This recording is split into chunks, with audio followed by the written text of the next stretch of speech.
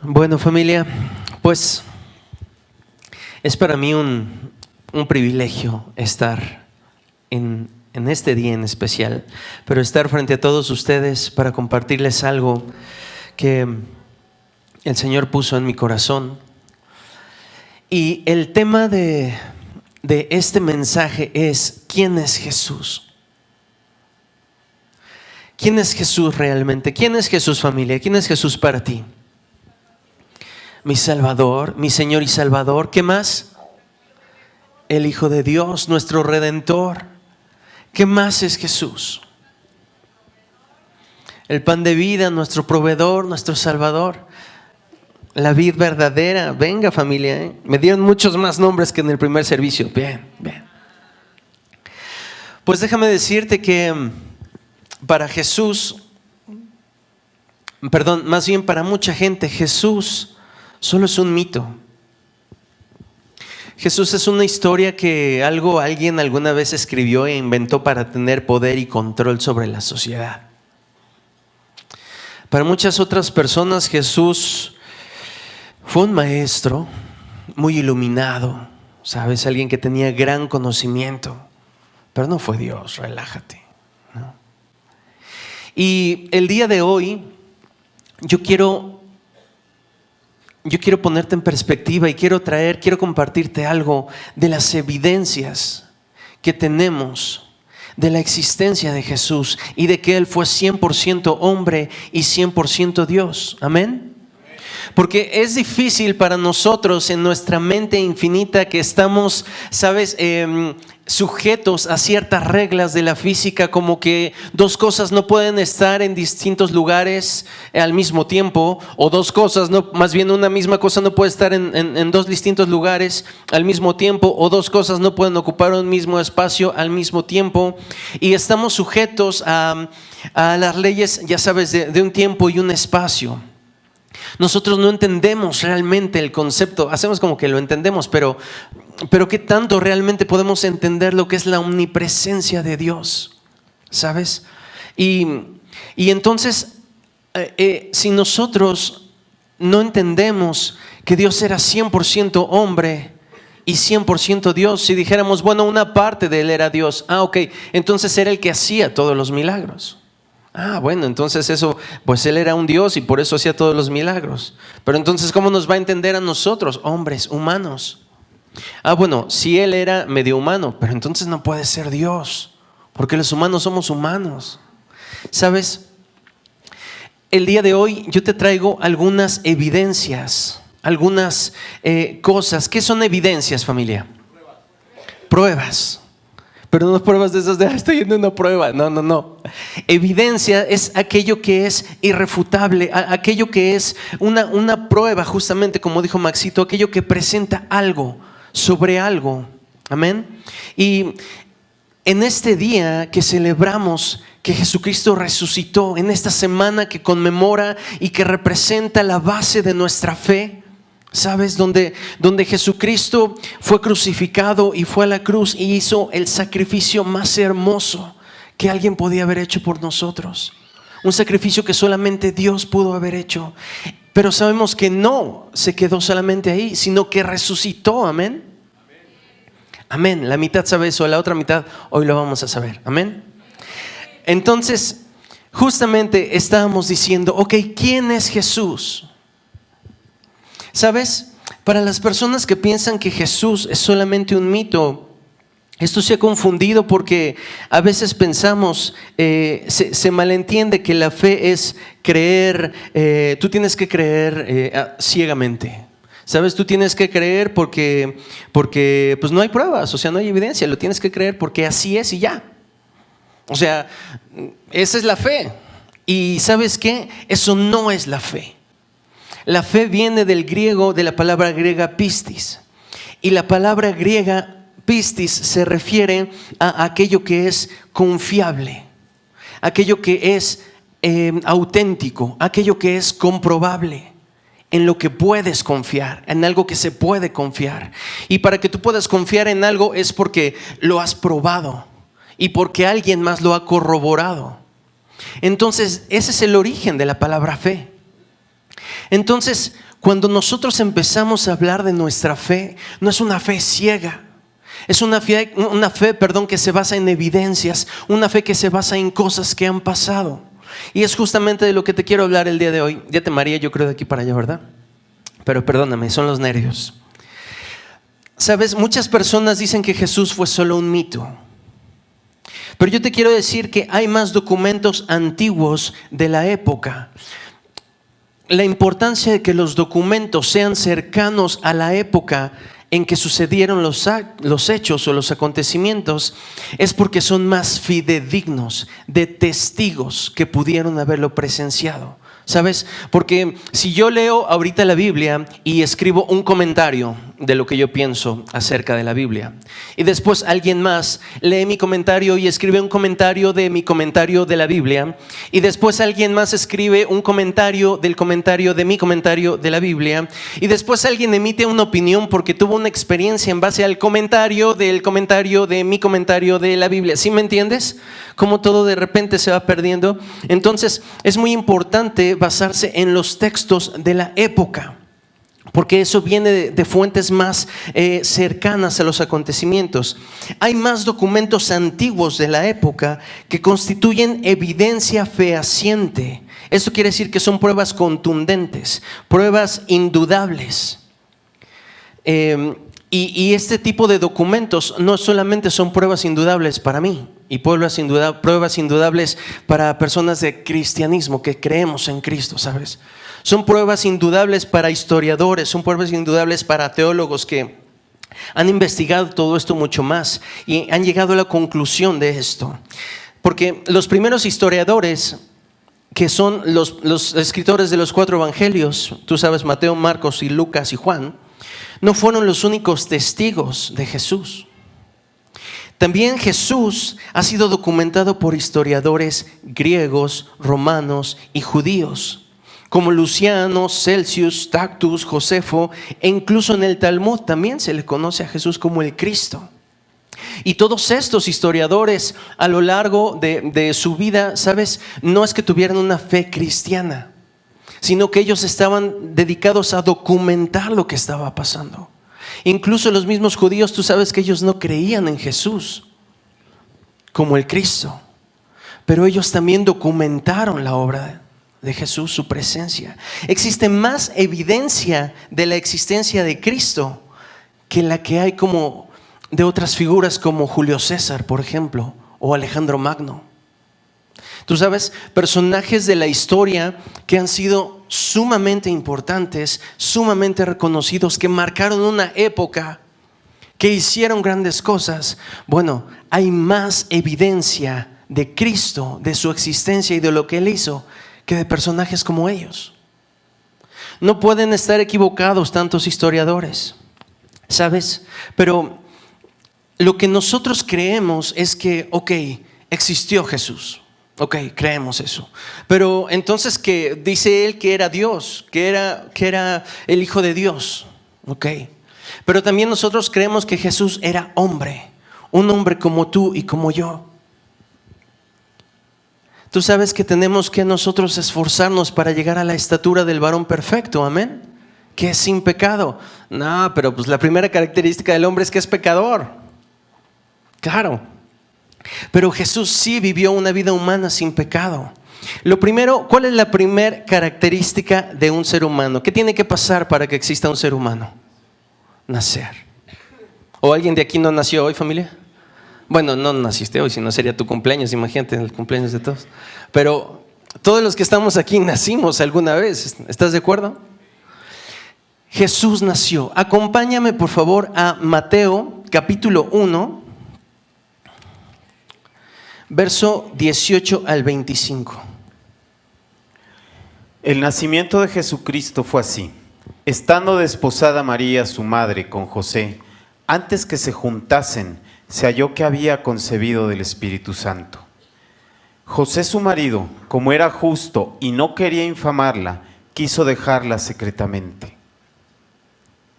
Y pensando él en esto, he aquí un ángel del Señor le apareció en sueños y le dijo: José, hijo de David, no temas recibir a María tu mujer, porque lo que en ella es engendrado del Espíritu Santo es.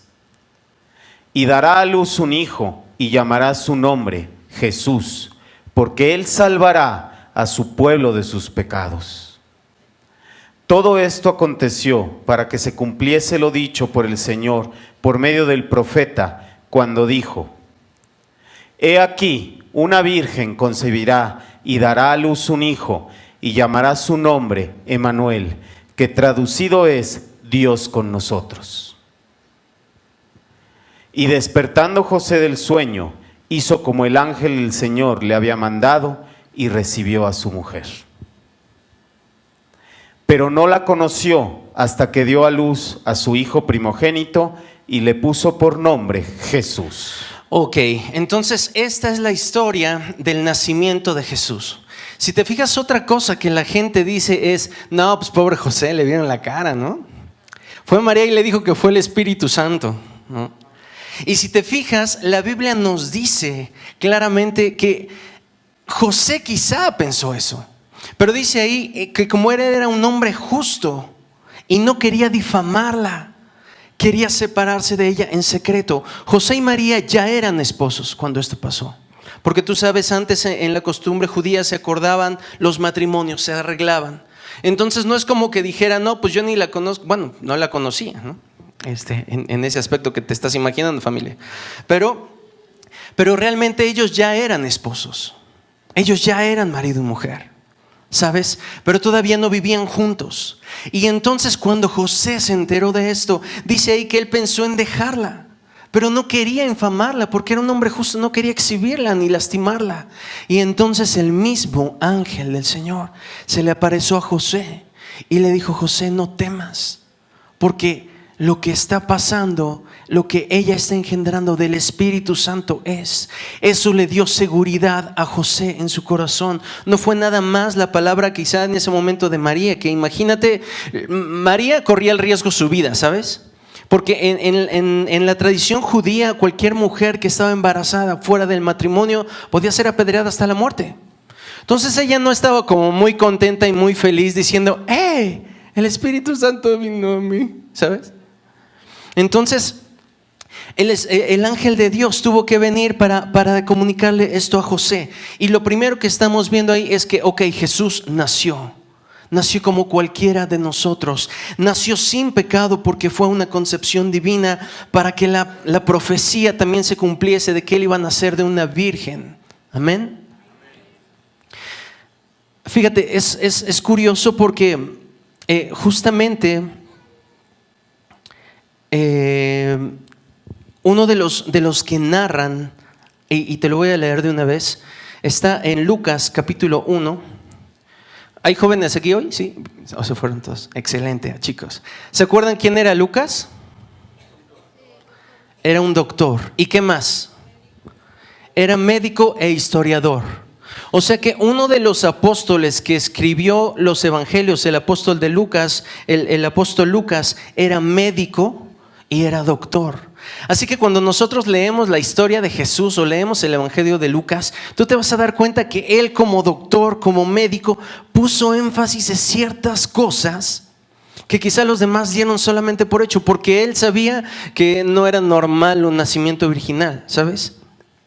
Y quiero decirte algo, porque vamos a estar leyendo mucho acerca del capítulo de Lucas, pero quiero leerte cómo empieza Lucas su evangelio. Dice Lucas 1, verso 1, dice: puesto que ya muchos han tratado de poner en orden la historia de las cosas que entre nosotros han sido ciertísimas, o sea, no, comprobadas, no lo hemos dudado. Dice el verso 2: tal como nos lo enseñaron los que desde el principio lo vieron con sus ojos. O sea, no les contaron a ellos no les platicaron o les cantaron una canción, no, ellos lo vieron con sus ojos.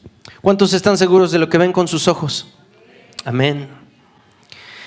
Dice el verso 2, que tal como nos lo enseñaron los que desde el principio lo vieron con sus ojos y fueron ministros de la palabra. Dice el verso 3: me ha parecido también a mí, después de haber investigado con diligencia. o sea, a fondo, profundamente, todas las cosas desde su origen, escribírtelas por orden. Si te fijas, Lucas estaba diciendo ahí, ok, todos están contando y están escribiendo y están diciendo lo que pasó, pero yo que he investigado, ¿cuál es la palabra que usa? Diligentemente. O sea, me he esforzado en mi investigación, que mi investigación no fue lo que me contaron por allá, sino fui con aquellos que desde el principio lo vieron con sus propios ojos. Ellos son mi fuente, ellos son mis testigos. Voy a escribirte todo en orden, porque él era un historiador. Entonces, la primera prueba que tenemos de que Jesús era 100% hombre es que nació. Amén.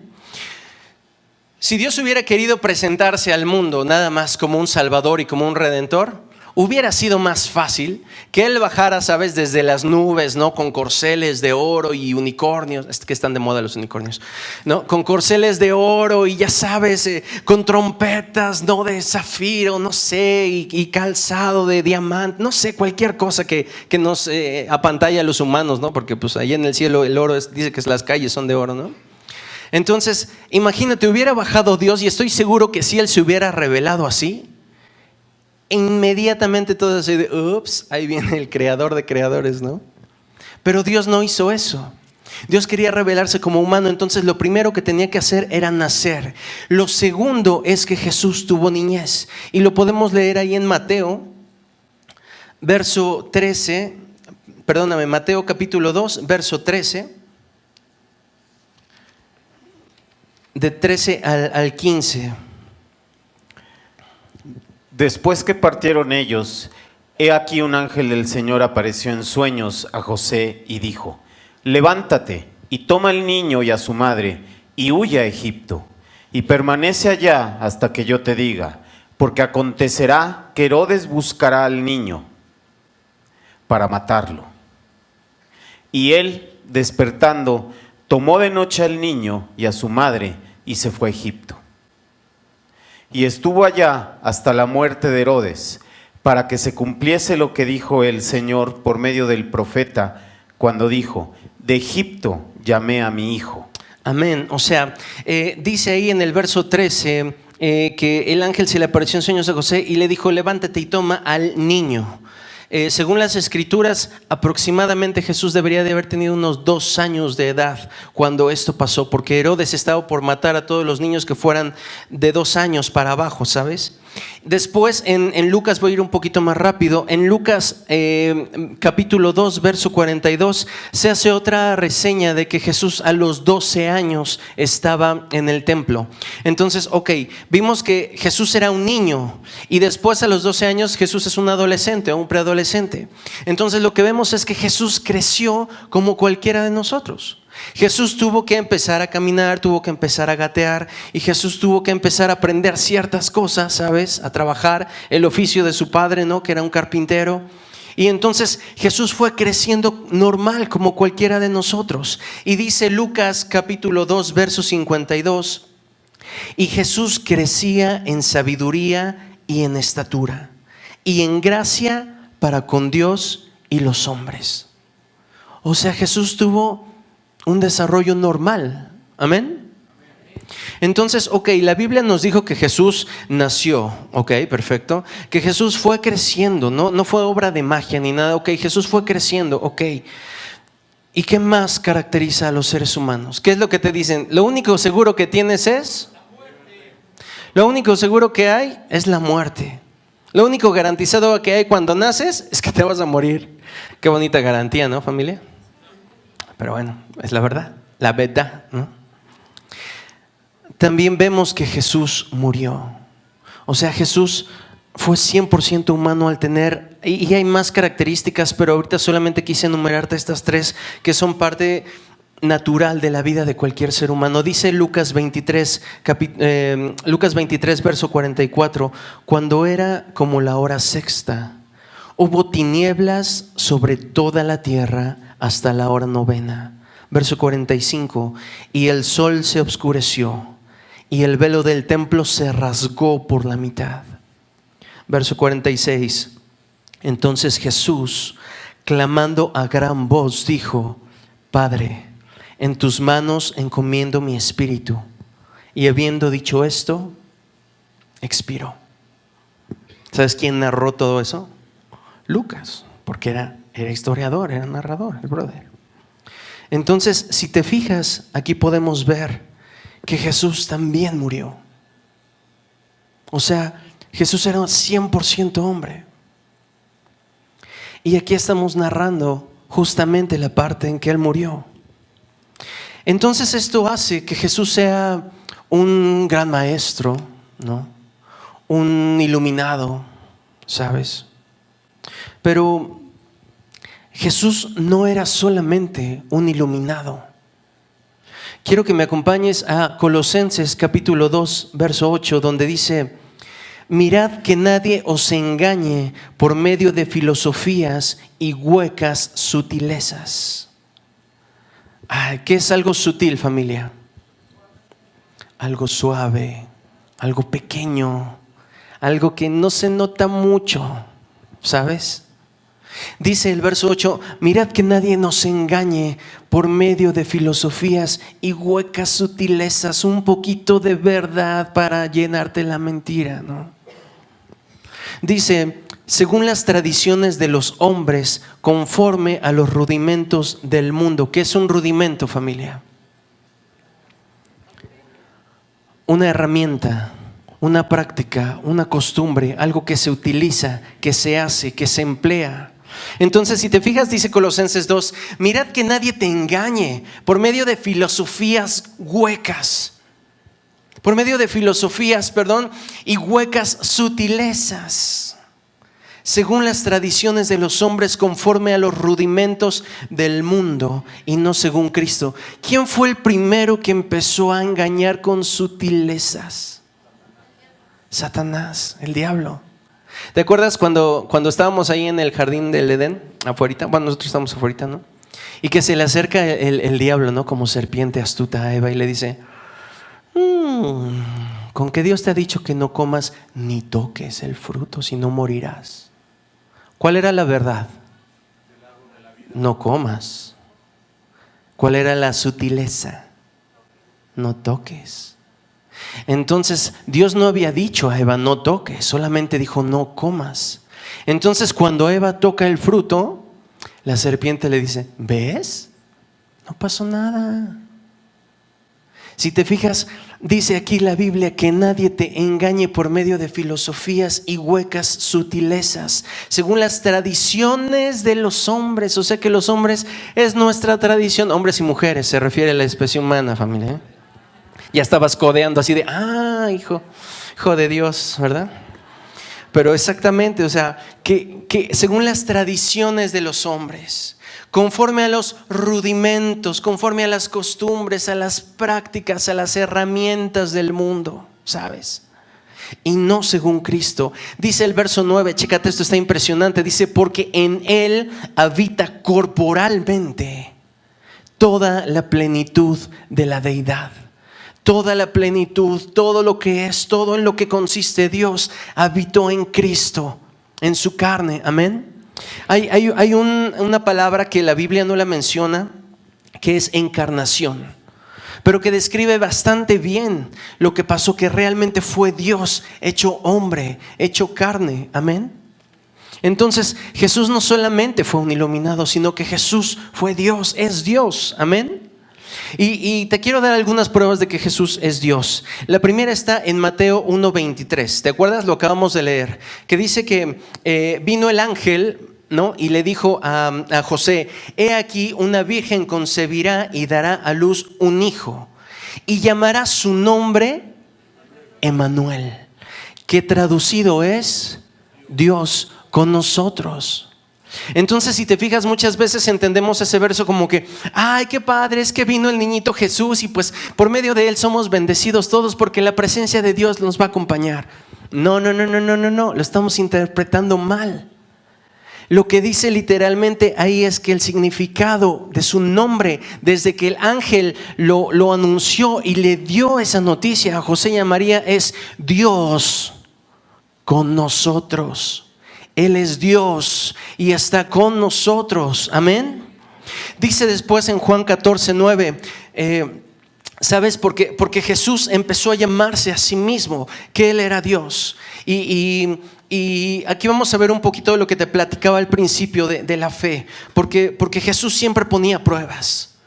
No, ya sabes, de las pruebas que te prueban, sino de las pruebas que te comprueban, ¿sabes? Entonces, dice en Juan 14:9, Jesús estaba con sus discípulos y dice el verso, y Jesús le dijo: tanto tiempo hace que estoy con vosotros, con ustedes, y no me has conocido, Felipe.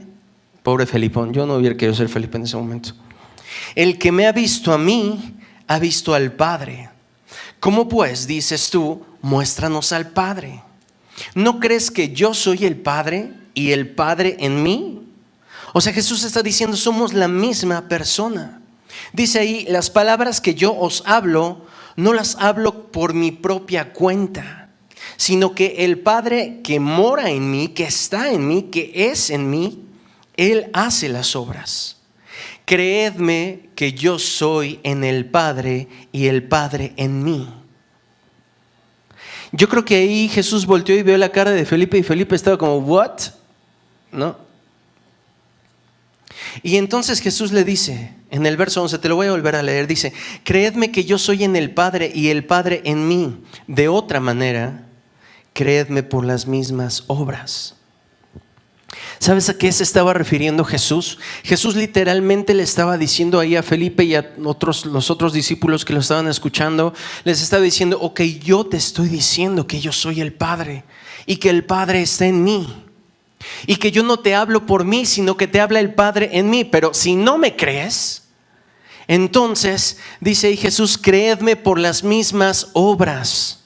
O sea, chécate las pruebas, chécate lo que estoy haciendo. Si no me crees por mi palabra, cree por lo que hago, porque doy vista a los ciegos, porque libero gente, porque rescato al que está perdido, porque sano, porque salvo. Créeme por las obras, ahí están las pruebas. Si no me crees por mi palabra, cree por la evidencia de todos estos, de todo lo que ha hecho. Entonces, está increíble la forma en que Jesús hablaba de Él continuamente. Y yo creo que si tú recuerdas, Jesús se refería cotidianamente a Él mismo de dos formas principales, podemos decir. Porque, familia, no te conté que traía un estudio como de 10 hojas, pero tuve que bajar, ¿no? Si no los iba a tener aquí hasta las 4 de la tarde.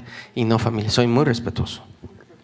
Entonces, Jesús se refería a Él mismo cotidianamente de un par de formas. La primera era el yo soy. Y podemos leer en Éxodo 3, verso 14. ¿Me ayudas, Carlitos? Y respondió Dios a Moisés: yo soy el que soy. Y dijo: así dirás a los hijos de Israel: yo soy, me envió a vosotros.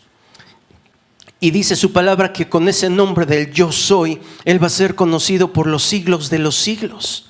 Entonces, Jesús cotidianamente se decía a sí mismo el yo soy. Uno de esos ejemplos fue cuando estaba con los fariseos y estaban discutiendo acerca de lo de Abraham. ¿Te acuerdas que le dijeron: ay, Jesús, tú no tienes ni 50 años y dices que conociste a Abraham?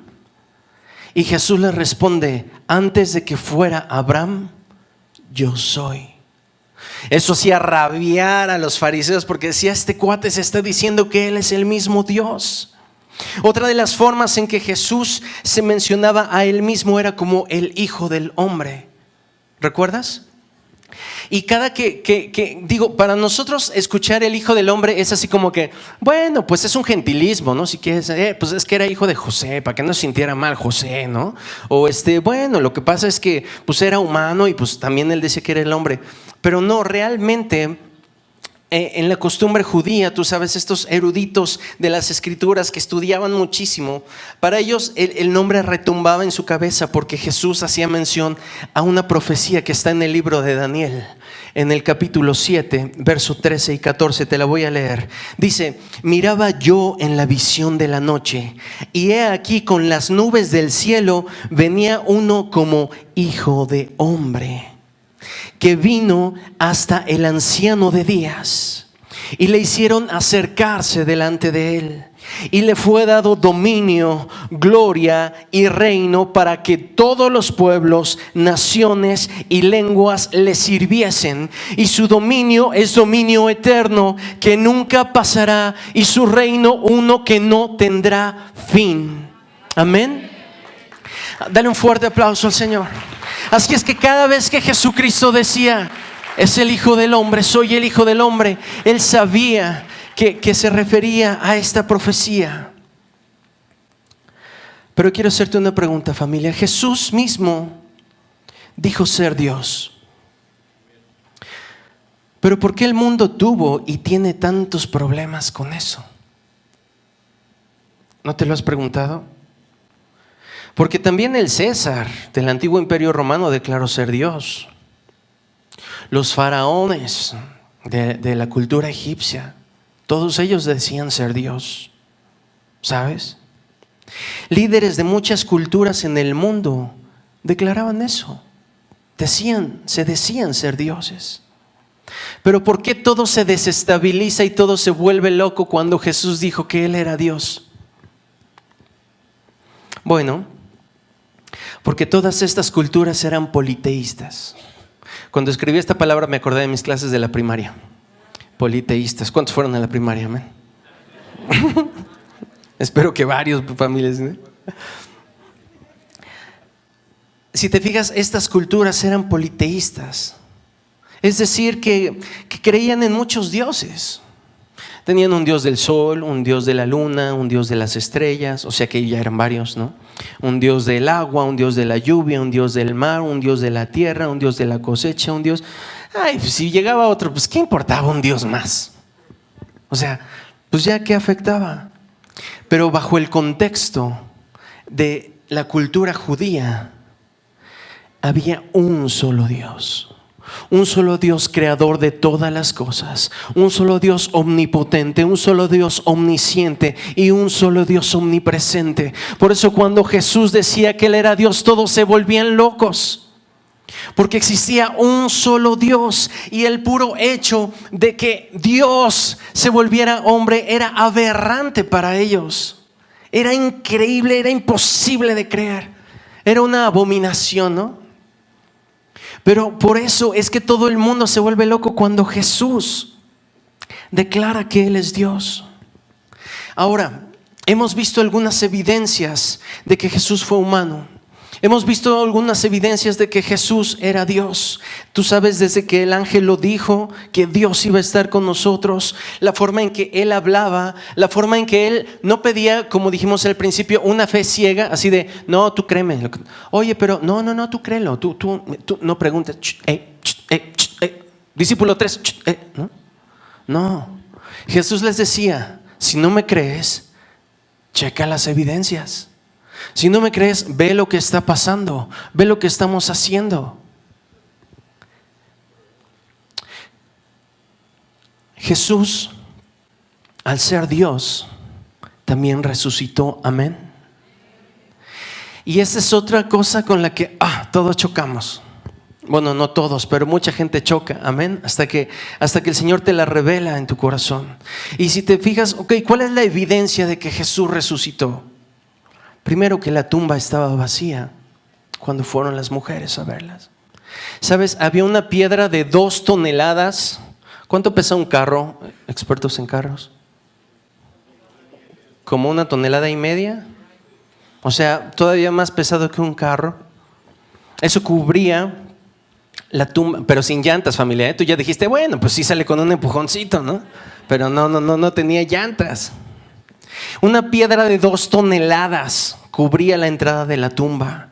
Había un grupo de soldados romanos entrenados, soldados profesionales, no como de repente se ve por ahí. Soldados profesionales, entrenados, armados, vigilando esa tumba. Y sabes, Chécate qué glorioso, porque dice la Biblia que en el primer día de la semana llegaron las mujeres hasta ese lugar y vieron la tumba abierta y se asomaron y vieron la tumba vacía, y entonces dice que ellas empezaron a estremecer, y que cuando ellas estaban estremeciéndose, dos varones resplandecientes, altos como ella, más altos que ellas, se pararon junto a ellas y detrás de ellas y les dijeron: ¿por qué estás buscando entre los muertos al que vive hoy? ¿Por qué estás buscando entre los muertos al que resucitó? Amén. Entonces, cuando todo eso pasó, dice que los guardias temieron por su vida, porque ellos sabían que no habían hecho su chamba y que les iban a dar cuello, ¿sabes? Entonces dice que en vez de ir al César y en vez de ir con el prefecto que se encargaba de Jerusalén, entonces dice que ellos fueron con los sacerdotes del templo y les dijeron que los escondieran porque su vida peligraba. Y entonces los sacerdotes del templo dijeron: ok, los vamos a esconder, pero ustedes tienen que decir que sus discípulos se robaron al cuerpo del maestro. Y entonces lo que no se dieron cuenta es que ellos, con esa afirmación, estaban afirmando también que la tumba estaba vacía. Y sabes, los discípulos ni estaban ahí, estaban escondidos porque tenían miedo. Entonces, si te fijas, de repente empieza a pasar todo esto. ¿Cuál es la razón? ¿Se equivocaron de tumba? Las mujeres, cuando fueron, pues vieron una tumba vacía y pensaron que ahí era. Entonces se equivocaron todos. Se equivocaron las mujeres, se equivocaron los soldados que de hecho llevaron el cuerpo y que la estuvieron cuidando, y se equivocaron los sacerdotes e incluso a la persona que donó, porque tú sabes que la tumba en la que fue enterrado Jesús la donó a alguien. Entonces él también se equivocó, no sabía ni cuál era su tumba. No fue así. Todos sabían exactamente lo que estaba pasando. Ya estoy terminando, quiero leerte algo. Dice en Hechos 13, verso 29: y habiendo cumplido todas las cosas que de él estaban escritas, quitándolo del madero, lo pusieron en el sepulcro, mas Dios le levantó de los muertos. Y él se le apareció durante muchos días a los que habían subido juntamente con él de Galilea a Jerusalén. Esto era una multitud, los cuales ahora son sus testigos ante el pueblo. Cuando va a haber un juicio, ¿qué es lo que buscan? Testigos. ¿Qué es un testigo? Alguien que vio, alguien que sabe, alguien que estuvo ahí, que escuchó, que sabes directamente. Y eso es valioso para un juicio. Entonces, si te fijas aquí, la misma Biblia nos está diciendo: hay testigos de todo lo que yo te he dicho, hay testigos. Dice Juan, en Juan, te lo voy a solamente parafrasear, pero si estás anotando, checa las citas después. Dice en Juan 20, 19, cuando ahí nos narra cuando Jesús se le apareció a sus discípulos. Dice que estaban todos escondidos, temerosos de que después de haber matado al maestro vinieran por él. Y entonces ahí, mientras ellos estaban comiendo, Jesús vino y se apareció delante de ellos. Y entonces lo vieron todos sus discípulos. Y dice que se alegraron y lo abrazaban. Y entonces Jesús se le apareció de entrada y a los 11 menos uno. Faltaba Tomás. Y entonces de repente llega Tomás y le dicen todos sus discípulos: brother, el maestro está vivo. El maestro vino Jesús y nos visitó y tomó el pan con nosotros y volvió a partir el pan y tomar el vino y estuvo aquí con nosotros. ¿Y sabes qué les dijo Tomás? No te creo. No creo. No, ya están locos ustedes. ¿Estamos locos los 11? Pues yo creo que sí, ¿no? El único cuerdo de esta sala soy yo, ¿no? Y entonces dice la Biblia que Tomás no creyó y que Tomás dijo: si yo no meto mi mano en el costado de Jesús, entonces no lo voy a creer. Y muchas veces somos así nosotros. ¿Y sabes qué pasó a la semana? Dice que estaban todos los discípulos de nuevo comiendo y Tomás estaba con ellos.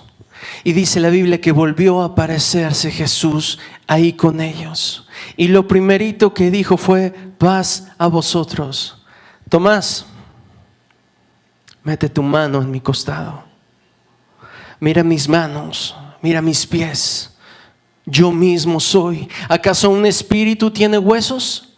¿Acaso un espíritu tiene carne? ¿Acaso un espíritu come y bebe? Y entonces le dijo algo tremendo a Tomás, que es una bendición increíble para ti y para mí. Porque a Tomás le dijo: tú, porque viste, creíste. Pero bienaventurados aquellos que sin ver creyeron. Ahora, ¿a qué se está refiriendo el Señor ahí? A que tú no preguntes, tú crees lo que se te está diciendo. No busques pruebas. Tú, así como te lo dijeron, así acéptalo y así créelo y así defiéndelo. No. Si te fijas, lo que Jesús le está diciendo a Tomás es porque Tomás tuvo evidencia. Tomás vio la tumba vacía. Tomás escuchó a los 11 discípulos dando su testimonio. Tomás escuchó a las mujeres y Tomás seguía sin creerles. Porque alguien que te ama te va a mentir. ¿Por qué no le creeríamos a nuestro hermano, a nuestra hermana, a nuestro esposo, a nuestra esposa, a nuestros hijos, a nuestros padres? Pues eso fue lo que hizo Tomás. A pesar de tener la evidencia física en la tumba, a pesar de tener la evidencia en lo que decían los discípulos, Tomás no creyó. Y en 1 Corintios 15, verso del 1 al 9, no te lo voy a leer, solamente te lo platico para no tomar más tiempo. Pablo, el apóstol Pablo, da una lista de más de 500 personas que presenciaron la resurrección de Jesús. Eso no fue un cuento, familia. Y si te fijas, Lucas dice que él estuvo buscando a los que fueran testigos oculares. Y Pablo está increíble porque después de dar la lista que dice que fue a los discípulos y fue a más de 500 personas y a las mujeres, y él dice: yo mismo vi a Jesús. ¿Y sabes qué? Que Pablo, antes de ser discípulo del Señor, era un perseguidor de cristianos. Él perseguía a los cristianos para matarlos. Él perseguía a los cristianos para ejecutarlos por el hecho de ser seguidores de Cristo. Pero cuando el maestro se le aparece a Pablo, entonces cambia toda la perspectiva y le dice: tú eres real. Y entonces eso fue lo que provocó un verdadero cambio en Pablo. Pero si te fijas, está padre toda esta evidencia que podemos tener, que son algunos fragmentos, porque nos llevaríamos mucho tiempo recaudando toda esta evidencia. Está increíble saber esto, pero hay algo que yo te quiero decir. ¿Para qué vino Jesús? ¿Cuál fue el verdadero propósito de que Jesús viniera a este mundo, familia? A salvarnos. Dice la Biblia que Él vino a establecer un nuevo pacto entre Dios y los hombres, porque el primer pacto falló. Antiguamente, la forma de hacer un pacto según la costumbre hebrea era poner a las dos personas que iban a pactar. Un hombre estaba de este lado, el otro hombre estaba de este lado, mirándose de frente, y en el centro había un cordero sin mancha. En el centro había un macho cabrío sin mancha y sin defecto. Y el pacto consistía en cortar por la mitad a ese becerro. Y sabes, imagínate la escena de que cortaste ahí un becerro y entonces obviamente él murió y su sangre está regada por todos lados. Y entonces el pacto consistía en empezar a caminar cada uno de ellos por un lado y por el otro, hasta llenar todos sus pies de esa sangre. Y lo que ese pacto significaba literalmente era: si yo fallo a mi pacto, que me pase lo que le pasó a este becerro. Si yo fallo a mi pacto, que me pase lo que le pasó a este cordero. En el primer pacto, ¿sabes quién falló? El hombre. Y entonces Dios vio que el hombre no era capaz de mantener un pacto con Él. Y entonces Jesús vino a decir: yo soy ese cordero. Que me pase a mí lo que le pasó a ese cordero. Yo voy a pagar el precio. Y entonces Jesús hizo un nuevo pacto. ¿Cuántos son pueblo de Dios en este día? Amén. Escucha el nuevo pacto. Esto está en el libro de Hebreos capítulo 10 verso 16. Hebreos 10:16 dice: este es el nuevo pacto que haré con mi pueblo en aquel día, dice el Señor. Pondré mis leyes en su corazón y las escribiré en su mente. Después dice: nunca más me acordaré de sus pecados y sus transgresiones. Y cuando los pecados han sido perdonados, ya no hace falta ofrecer más sacrificios. Por eso el sacrificio de Jesucristo fue una vez y es suficiente. Dice el verso 19: así que, amados míos, podemos entrar con valentía en el lugar santísimo del cielo por causa de la sangre de Jesús. Por su muerte, verso 20, Jesús abrió un nuevo camino, un camino que da vida a través de la cortina del lugar santísimo. Dice también en Hebreos 9:13: porque si la sangre de los toros y de los machos cabríos y las cenizas de las becerras rociadas a los inmundos santifican para la purificación, verso 14, cuánto más la sangre de Cristo, el cual mediante el Espíritu eterno se ofreció a sí mismo sin mancha a Dios, limpiará vuestras conciencias de obras muertas. Verso 15: así que por eso es mediador de un nuevo pacto, para que interviniendo muerte para el perdón de las transgresiones que había bajo el primer pacto, los llamados reciban la promesa de la vida eterna. Amén. Jesús tenía muy claro el propósito por el cual estaba en esta tierra. Jesús sabía perfectamente. Dice su palabra en el libro de Lucas, capítulo 4, verso 17, que Él se acercó al templo para leer las escrituras como lo hacía cotidianamente, y se le dio el libro del profeta Isaías. Y dice en el verso 18 que Jesús empezó a leer esto: el Espíritu del Señor está sobre mí, por cuanto me ha ungido para dar buenas nuevas a los pobres. Me ha enviado a sanar a los quebrantados de corazón, a pregonar libertad a los cautivos y vista a los ciegos, a poner en libertad a los oprimidos, a predicar el año agradable del Señor. Porque no envió Dios a su Hijo a este mundo para condenar al mundo, sino Dios envió a su Hijo para salvar al mundo. Existen muchas cosas en este mundo que nos van a impedir acercarnos a Jesús. Ponte de pie un segundito, ya estamos terminando. Existen muchas cosas en este mundo que nos van a impedir acercarnos a Jesús: trabajo, ocupaciones, opiniones, puntos de vista de todos los demás. Pero solamente tú puedes acercarte a Jesús. Eso nadie lo puede hacer por ti. Solamente tú puedes decidir cuánto acercarte a Jesús. Solamente tú puedes acercarte a Jesús.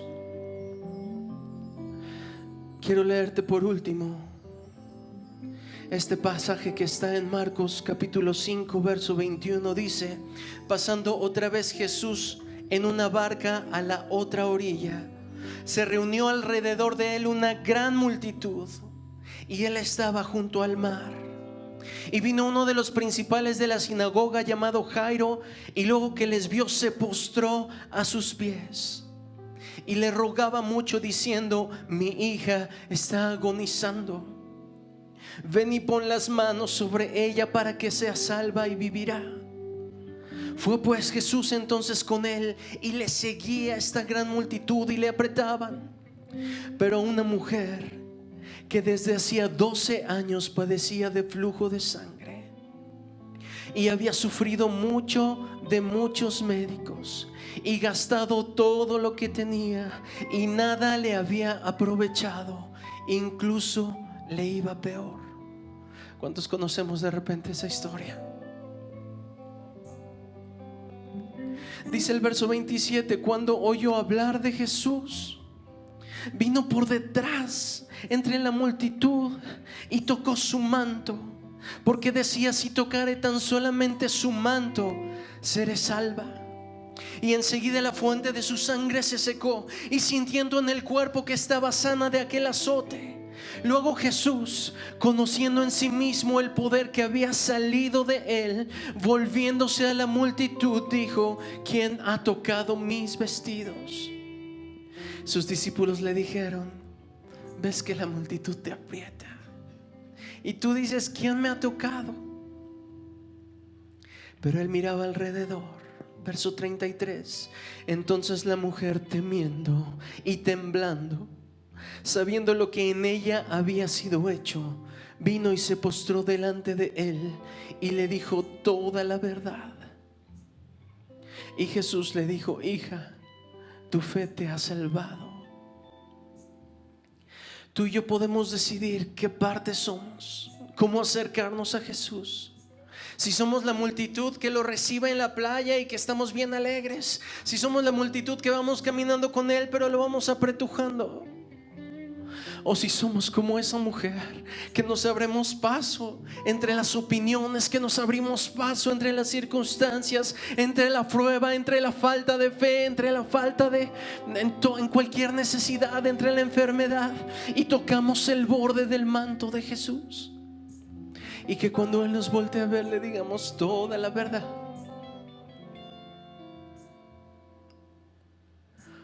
Maestro, si te decimos toda nuestra verdad, aún así nos vas a amar. Él ya lo ha hecho, amén.